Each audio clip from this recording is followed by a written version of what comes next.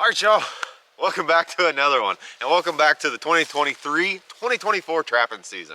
Hey, real quick before we get into this video, a couple housekeeping things. First off, a lot of new people have joined over the course of the summer, so just wanted to give you guys a reminder. We've got a lot of products that'll try to help you guys out with your trapping. Be sure to check those out. You can go over to Who's Your Trapper. They've got hoodies, they've got t-shirts, we've got hats, we've got trapping supplies. I've got trapping kits over there specifically for small game. I've got a very limited run of my fleshing beams over there, so definitely check out Hoosier. They've got a bunch of stuff. Check the link below. They've got a whole page of my stuff there.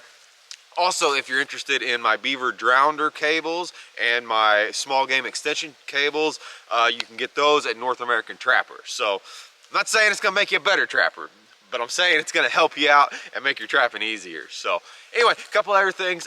For those of you who's new, we're going to fire up. We're going to do a Tuesday and Thursday upload schedule is what I'm going to shoot for this year. So for those of you who know, YouTube's kind of funny about unsubscribing and kind of knocking you off, especially with the content that I make. So anyway, make sure you're subscribed. And also there's a little bell down below. If you check that, you'll get a notification that sometimes I've uploaded a video. Sometimes YouTube doesn't like that either, but check that out. Like I said, we're going to try a Tuesday to Thursday schedule. With that being said, y'all, we're going to get right into the trapping videos here. I've got basically the second half of my season from last year before I got shut down. So we're going to finish those videos up and we're going to roll right into this year. Super excited. I got a lot of cool things planned for this year. So I know prices are down, but that's not stopping. I was in Escanaba at the NTA, and that's one thing that I was super pleased to hear was that, you know, just because prices are down, it's not going to keep people from getting out there and trapping. You know, there's definitely more in it than just selling for the money. There's a lot more into it. Hopefully we're going to cover that this year. Hey, I hope you're as excited as I am for this year, y'all. Let's get into it. All right, y'all, so checking sets today here. I wanted to share with you guys this location because I think it's an overlooked location, especially late season. So you can see here, I am standing in this big grass field here. Grass is, you know, chest high here. Just orchard grass, and I think they hayed it in a few years back. They didn't do it this year, but anyway, it drops down into those bottoms there, connects a big piece of timber back behind me too. So I was in here the other day walking around, and we had snow on the ground then. It's all gone now. So 2 days ago I came in here, and this particular trail right here, it had coon tracks on it. So we are getting to the time of year that this is late season, and boars are going from denning site to denning site. So we're going from patches of timber like that to the patch of timber back behind me. And this trail here is the one that they're using. So I stuck a 220 on this thing. You can see there's my stabilizer. Here we go. Big boar coon. I guarantee that's a boar. We'll look at him here in just a second. But yeah, big boar coon and a 220 in the middle of all this tall grass. I'm not down in a bottom. I'm not right off the road. I am in the middle of probably about 20 acres. Let's look at him there. Just a great 220 catch. It's exactly how you want to do them. And oh, he's got no tail, but he's a boar. So that's what we're looking for. I'm telling you, them guys they're tough on each other. So yeah, I mean, it's not unheard of to get one with no tail. I get several every year, but yeah, anyway, nice coon right there. You can see that natural pinch point. So I had the 220 just cabled off to that little stick there. That's all you need, you know, especially in this thick cover. But yeah, there's my stabilizer right there. I'll reset this and show you. So these 220s are just super underrated in my opinion, or conibears in general. If you can use 160s and use 160s, you'll get the same effect. But yeah, you don't need this critter to be hungry. You just need him to be moving, right? So anyway, I'll take and reset this 220. Here's a Duke 220. You guys have seen my homemade stabilizers. I mean, what's better than that? You got a dry, clean coon. That's a good one too. That's a big one once he gets all stretched out. So like I said, cabled off to this little stick right here. This is my stabilizer right here. So generally, if the ground's frozen, I'll drive this in, make a pilot hole. If the ground's thawed, you can just stick it right in. But set this 220. I usually always set my triggers on the bottom, just because if you forget your safeties, you've got the chance of whenever you flip that trap over, the safeties falling off. Because I've forgot them before. Anybody who says they haven't, well, they haven't been trapping very long. But anyway, I'll set that on that stabilizer, stabilizer. There's a whole bunch of different ways to call them. But anyway, it just sits in there on that stake. Now see, you can see by flipping that over, even if you forget, naturally your safeties will drop off. So then, as a rule of thumb, what I do is I set my 220s, I let this hit the ground, and that's the distance off of the trail. It seems high, I know, for a lot of people,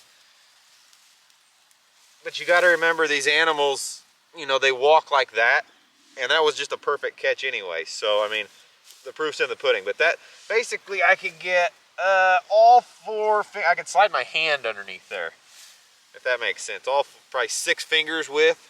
If I put my hand up there, it's basically the length of my fingers plus a little bit. But yeah, that's just my go-to right there, is let those levers hit the ground, and that's a really good spacing. Like I said, we're not really stopping this animal, so he's just naturally moving through here. So I will just take just a little bit of grass. He's used to pushing through this. You can see all this thick stuff. It's not uncommon for him to have to do that. And that's it.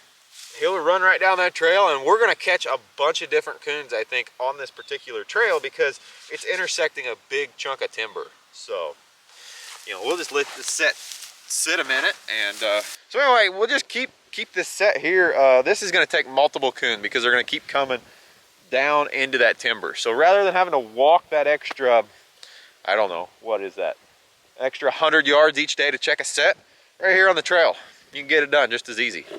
So nice big coon too. Look real good this time of year. So, all right, y'all, that's what I got.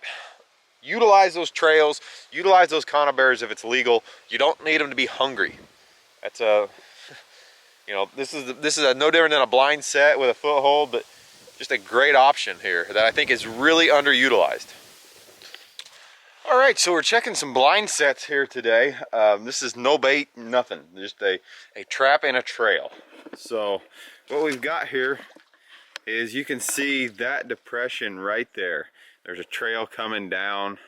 There's a flat spot that I made, and I stuck a 1.5 in it. Anytime you can find benches or any place where the critters actually have to place their feet to come up, so you can see, you know, right there, they have to step right there to go up that trail.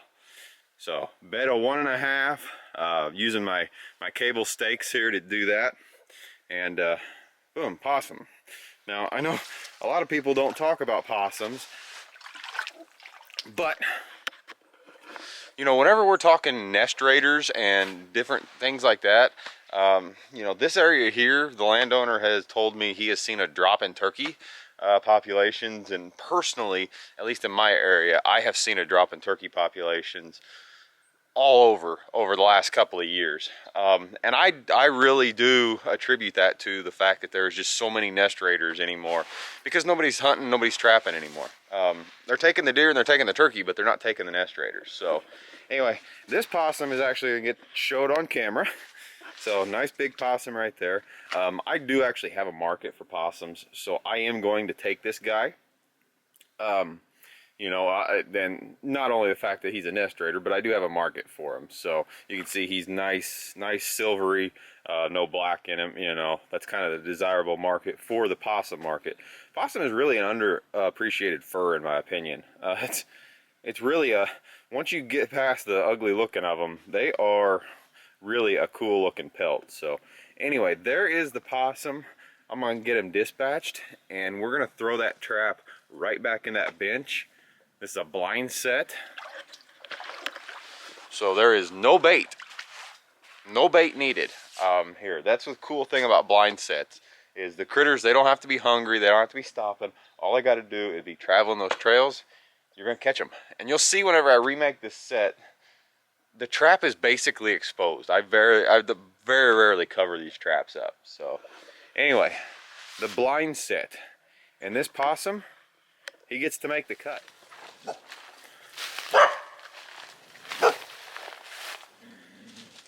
Well, I get asked all the time about how strong my cable anchors are.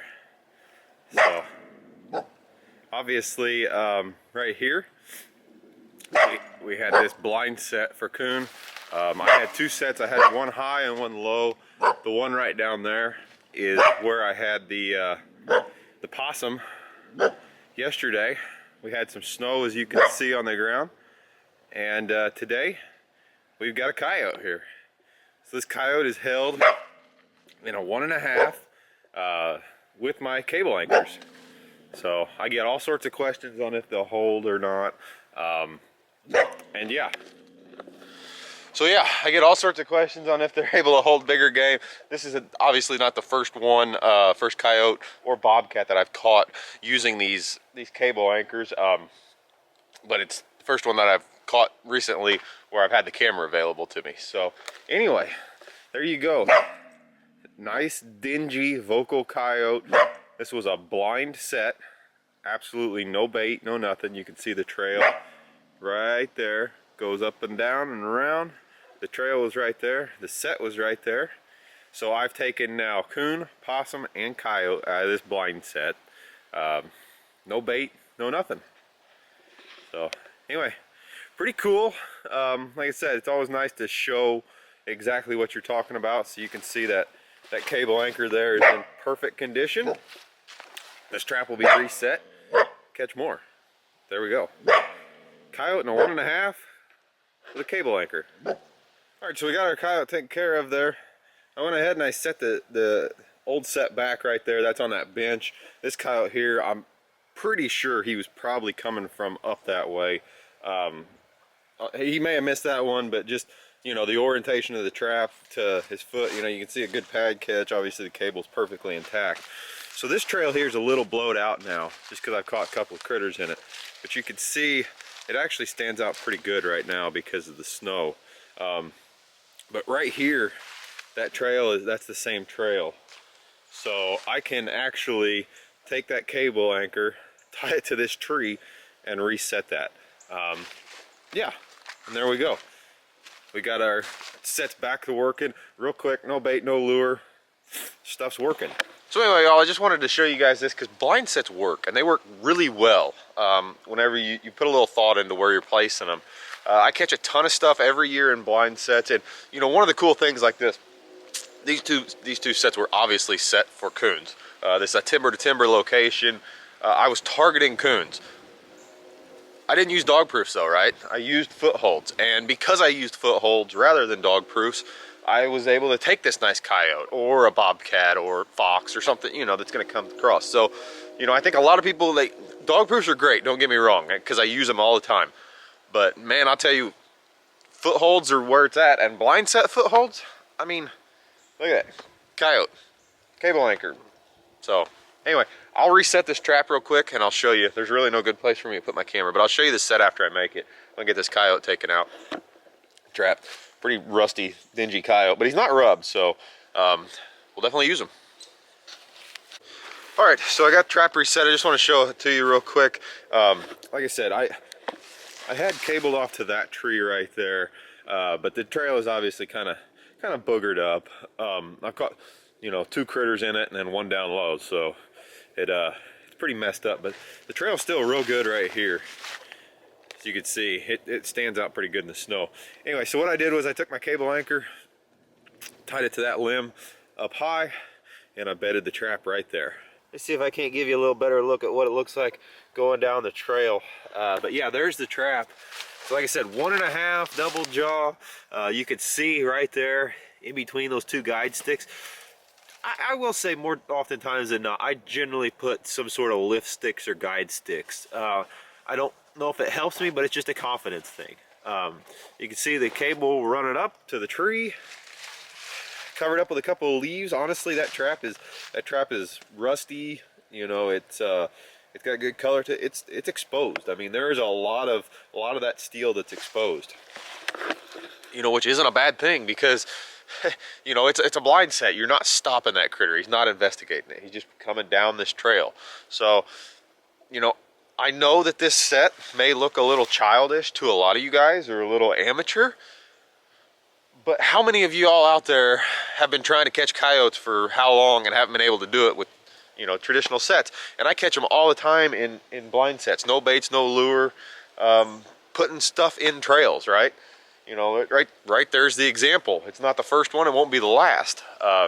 So anyway, that may look, I know that set may look a little amateurish or childish, or, you know, whatever you call it, but like I said, I catch a lot of stuff in this type of set, and, you know, sometimes it just goes to show you being on location is way more important than bait, lure, or anything else. Now, obviously, like I said, I wasn't targeting, you know, the coyotes, but this set, this whole trail in general has produced lots of fur for me. So anyway, there's my coyote. I'm gonna get him drug up, and like I said, we still got 2 sets working, one on that bench, and then that set right there. And like I said, that I'll catch something else in that set. You know, it's just the time of year where stuff's moving, so that's a good main trail, and we're gonna catch some stuff. So anyway, y'all, give them blind sets a chance. I think you'll find that they are very productive.